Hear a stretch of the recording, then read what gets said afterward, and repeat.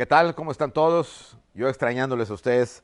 La mera verdad me da mucho gusto, al menos por este medio, debido a esta contingencia que nos está pues dando muy duro a todos nosotros, podamos estar cuando menos juntos. Les deseo lo mejor, cumplan con todo lo que se les pide, ¿ok? Porque esto va a pasar y volveremos realmente a estar juntos y como siempre viéndonos cara a cara. Pero me da mucho gusto saludarlos desde acá. El tema que vamos a tratar en estos días se va a llamar Dos padres de la patria frente a frente, Hidalgo e Iturbide. ¿Okay?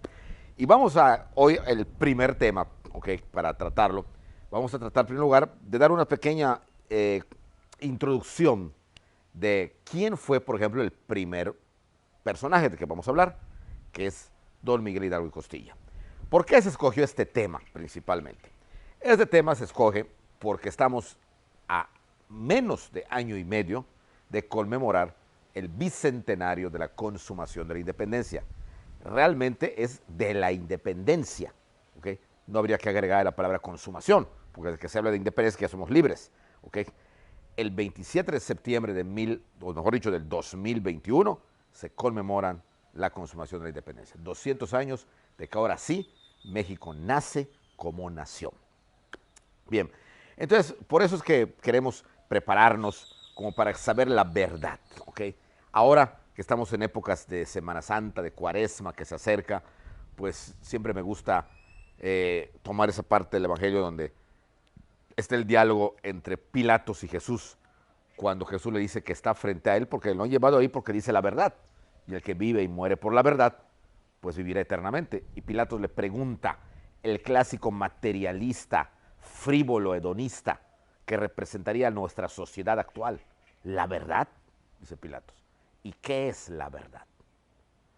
Pues precisamente por eso es que estamos aquí, para que sepamos lo que no nos dice la historia oficial sobre estos personajes tan trascendentales para la historia de México. Y hoy vamos a ver a don Miguel Hidalgo y Costilla, el considerado durante mucho tiempo el primero y único padre de la patria. ¿Okay? Hoy ya sabemos que son varios, ¿okay? Pero pues él es el que más identificado. ¿Okay? A pesar de no ser el más importante, porque el más importante fue Morelos, ¿okay? Pero es el más conocido por todos los mexicanos. ¿Quién no conoce a Hidalgo?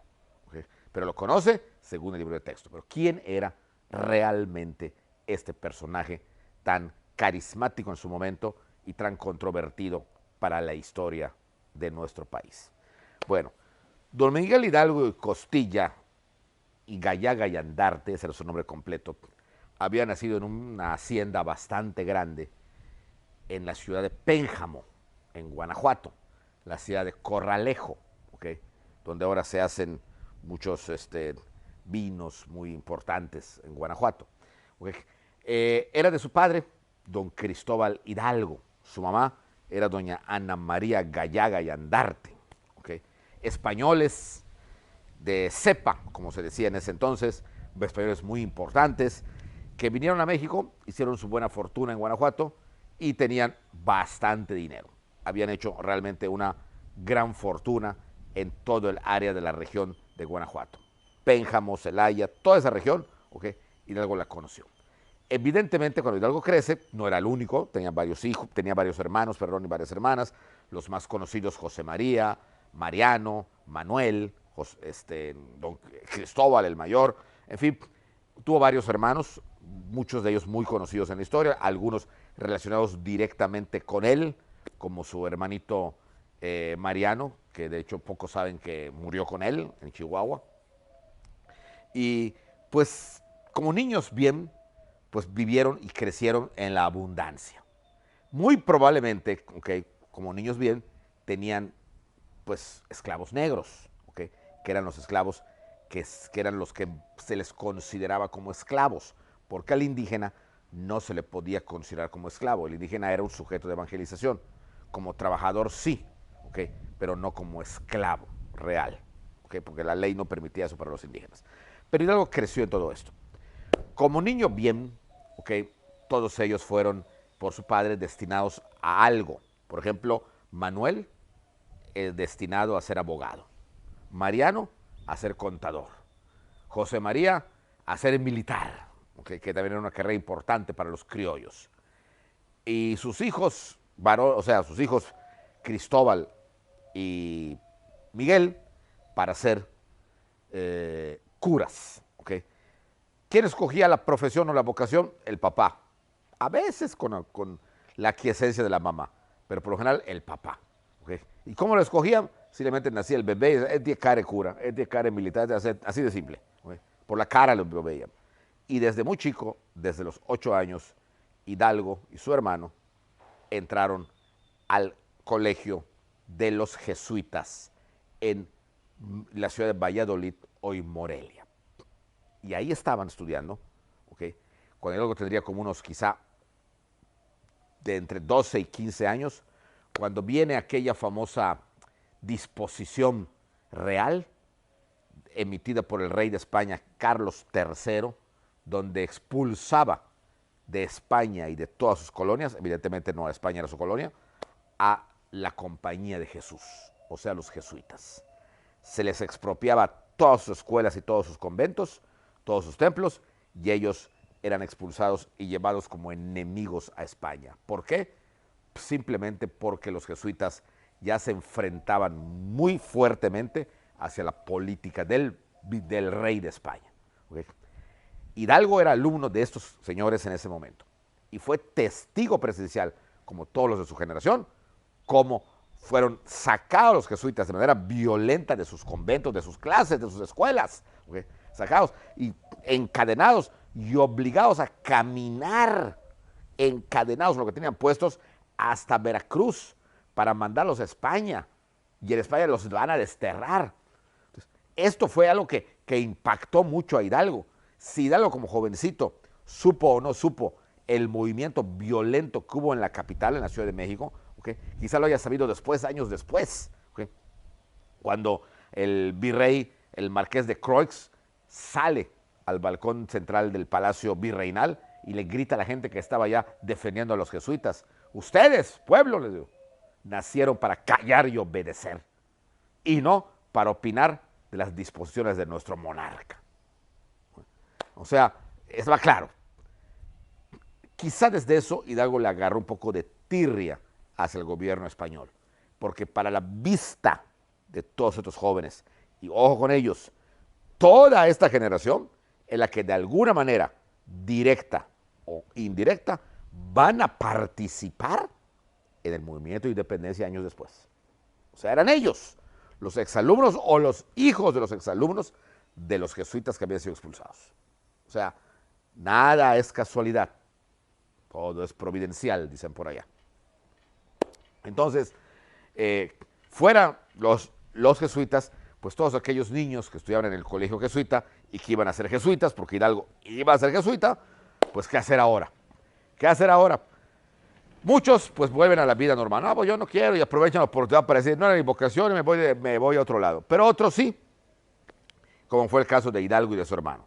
Entonces ellos se van pues ya no pueden ser jesuitas y cambian y se van a meter entonces a ser sacerdotes del seminario conciliar de San Nicolás en la ciudad de Valladolid, hoy Morelia, en Michoacán.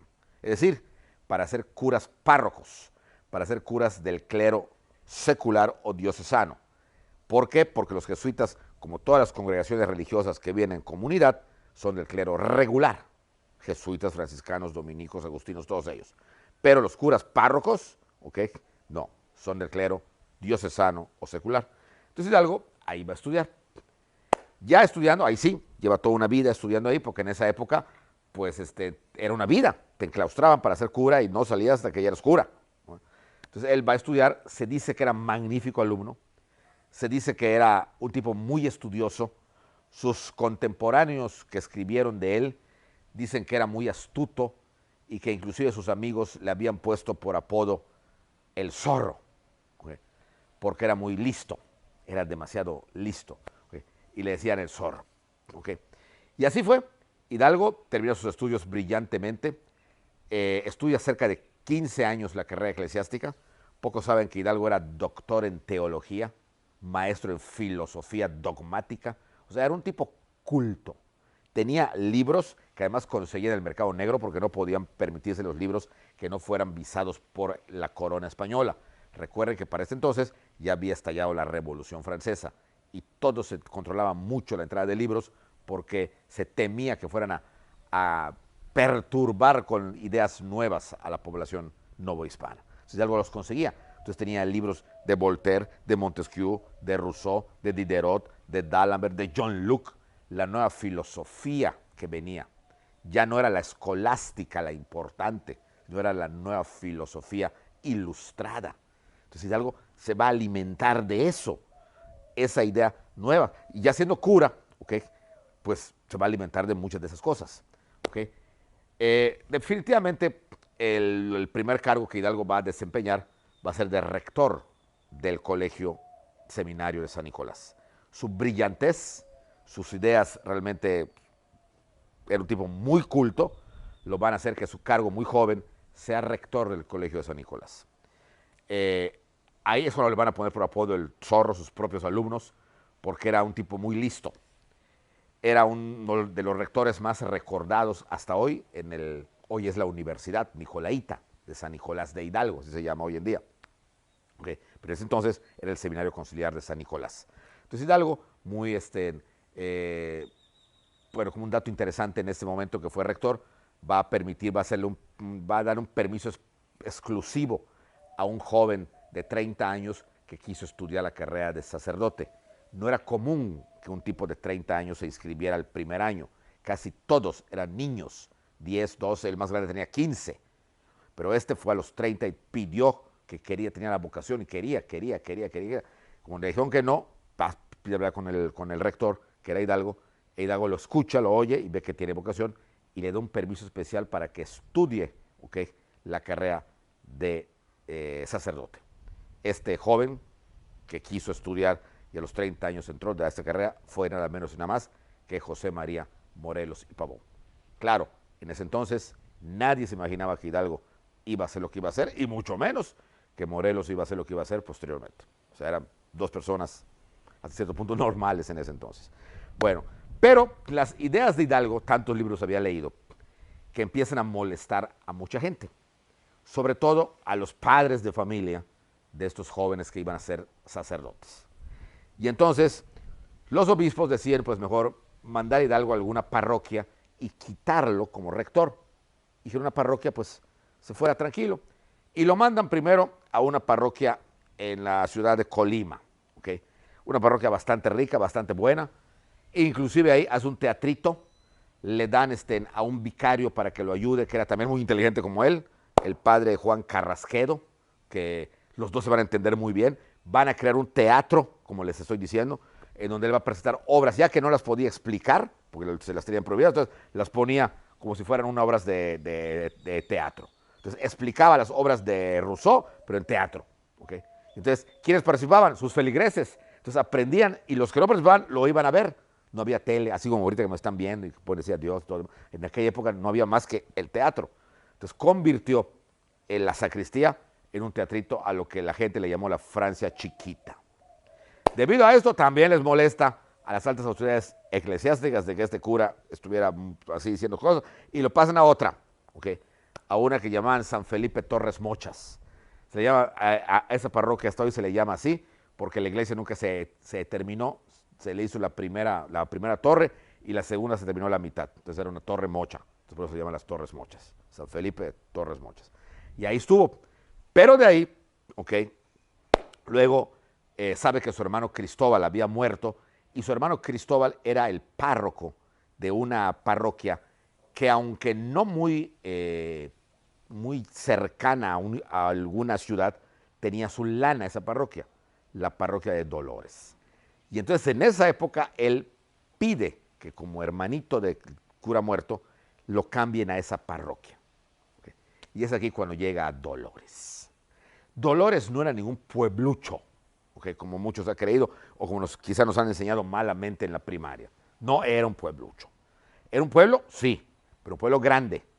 Había españoles que vivían ahí y desde que hubiera españoles es que había las comodidades y las facilidades para vivir para los españoles. No eran muchos, eran como 10 o 12. había muchos criollos, ¿ok? Y la gente que iba a oír misa no vivía precisamente en Dolores, sino en los alrededores, porque era la parroquia más grande. Después de Guanajuato, ¿ok?, las parroquias más grandes eran las de San Miguel, el San Miguel el Grande, y Dolores. No como hoy que tenemos a León, tenemos a Celaya, tenemos a Irapuato, no, eran esas. Entonces era una parroquia grande y le iba bien a Hidalgo. Ahí Hidalgo vuelve a poner otra vez su Francia chiquita, ¿sí?, su teatrito. Y ahí, ¿ok?, ya nadie lo va a molestar. ¿Okay? Esta es la historia más o menos, vamos a llamar que es vendida para la gente que más o menos sabe o que quiere saber un poco de Hidalgo. Ahora también dentro de esa historia hay otra, ¿no? ¿Okay?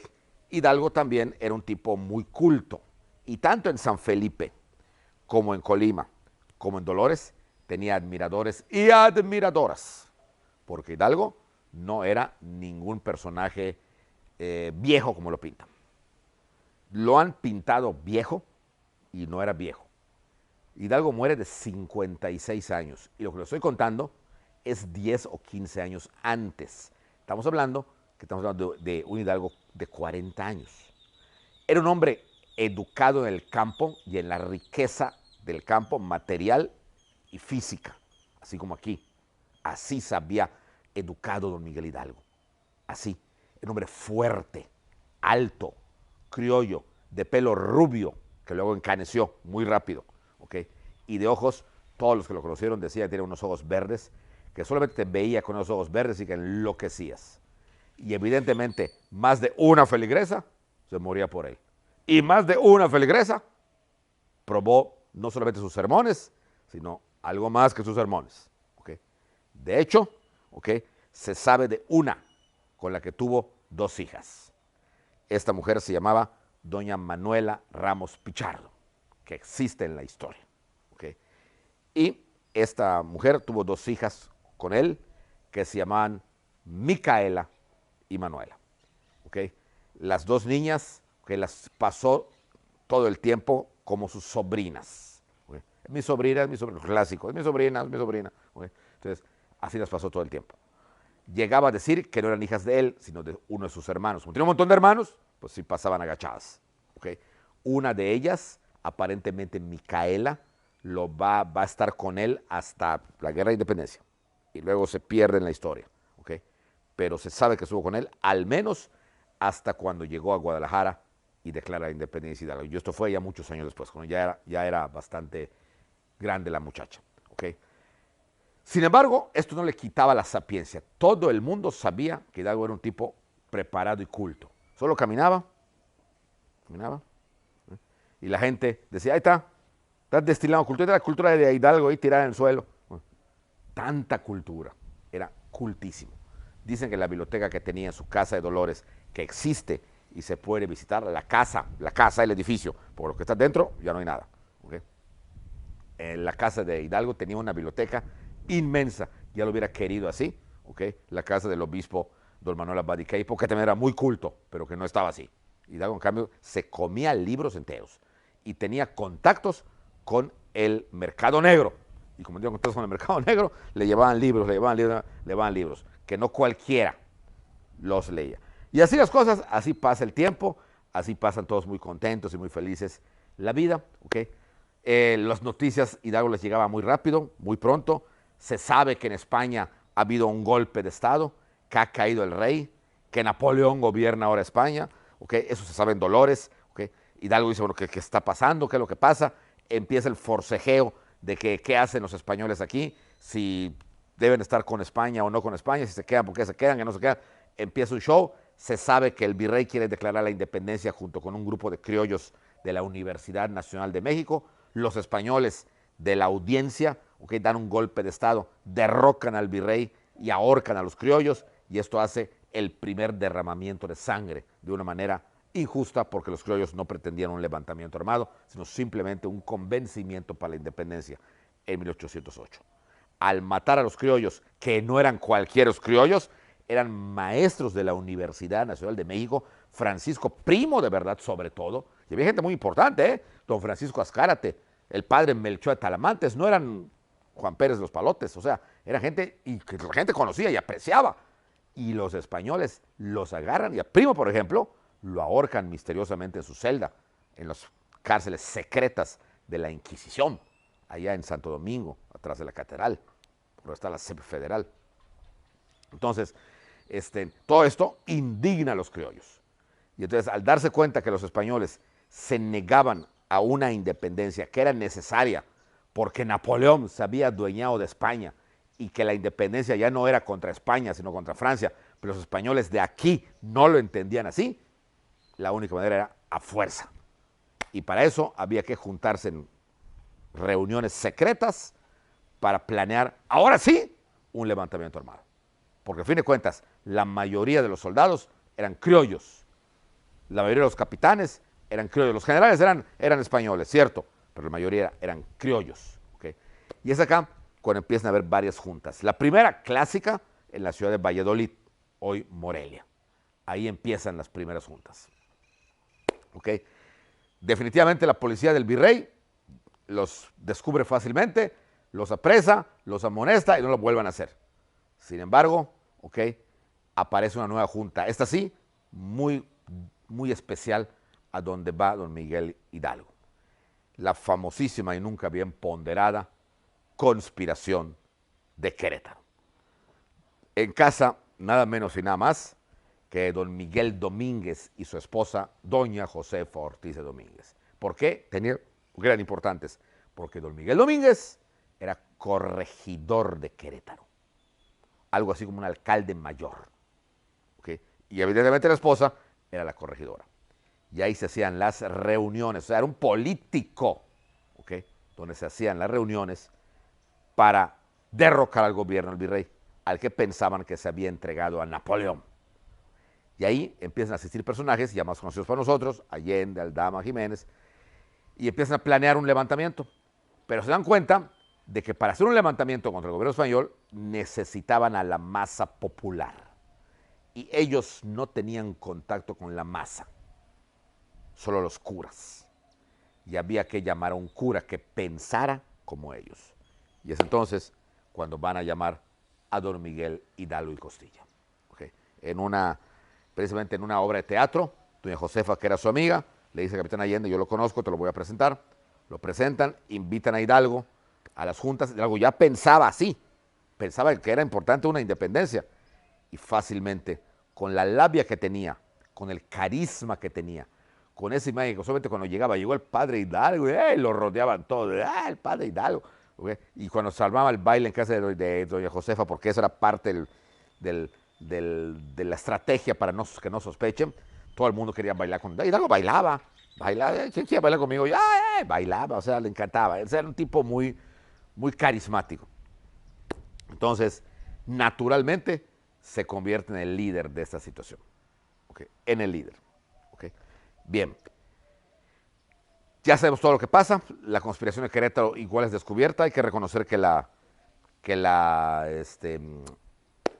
policía del virrey era muy buena, porque descubría todo. Descubrió la de Querétaro y todo se tiene que adelantar. Recuerden todo lo que ya pasó, lo que ustedes han estudiado, eso sí es verdad. Cuando se descubre, don Miguel Domínguez encierra a su esposa para que esté más a salvo. Ella se las ingenia zapateando y avisa a uno de sus funcionarios que se encontraba abajo de su cuarto para que le avise al capitán Allende que está en San Miguel. Allende le avisa a Hidalgo y es cuando Hidalgo dice, señores, si ya todo está descubierto, nos levantamos en armas ahorita. Y eso fue la noche del 15 de septiembre de 1810. ¿Okay? Cuando Hidalgo decide, vamos a agarrar a todos los españoles de aquí, que eran sus amigos, por cierto, los españoles de Dolores eran sus amigos, convivía con ellos, soltamos a los presos y nos vamos a la guerra. En la madrugada así se hizo, ¿okay? Se soltó a los presos de la cárcel y los españoles fueron metidos a la cárcel. Viene el famoso grito de Dolores, donde empieza todo el problema. Y aquí hay una transformación de Hidalgo. Luis Ledón, que por cierto acaban de reeditar su libro ahora, un historiador muy grande de Hidalgo, del que su obra es de principios del siglo XX, con muchas imágenes, nos dice que Hidalgo, hasta este momento del 16 de septiembre, como que se metamorfoseó. Hasta antes de esto, era un cura rebelde, carismático, que le gustaba la buena vida, el buen vino, la buena mesa, las buenas mujeres. O sea, le gustaba. Era un cura que, abusando de su carisma, podía comentarse que pasaba la noche en casa de fulana y que tenía una hija, un hijo aquí, y que la gente lo veía hacer un normal y luego iban a abrir misa con él. ¿Por qué? Porque era el padre guapo, porque era el padre de los ojos verdes, porque era el padre que hablaba muy bonito. Cuando en los sermones toda la gente era así. Ah, qué lindo habla Padre Hidalgo, ay padre, padre. O sea, entonces la gente, o sea, estaba así, muy loca por él. ¿Okay? Pero a partir de este momento, de esa noche, esa madrugada, del 15 para el 16, ¿okay? Todos los que lo conocieron dicen que se transformó, como que se transformó. Desde el momento que dice, señores, pues si todo está descubierto, no queda más remedio que ir a matar gachupines. ¿Okay? Y vamos, en este momento, a agarrar a los españoles que vienen en Dolores, solo son 10. Entre ellos, el intendente Rincón, que era un español. Lo vamos a meter a bote y vamos a sacar a los presos de las cárceles. Pero padre, hasta Allende le dice, pero padre, yo creo que lo mejor sería huir. ¿Okay? Ninguno huir. Aquí fue lo interesante, que los militares que habían planeado todo esto antes que él, cuando vieron la cosa fea, se les hizo así. ¿Okay? Y Allende fue el primero que decía, mejor nos vamos. Y de momento, ¿qué pasa? Ya estamos adentro. Y nos vamos a la guerra. El que puso orden allá fue Hidalgo. Porque Allende, al darme los militares, lo primero que pensaron fue, menos pelados que nos agarran, nos van a matar, como pasó a Merrat. ¿Okay? Pero, óyeme, ¿qué onda? Si eran militares. Entonces, ese estímulo, dijo, bueno, pues, si el cura lo dice, lo podemos hacer.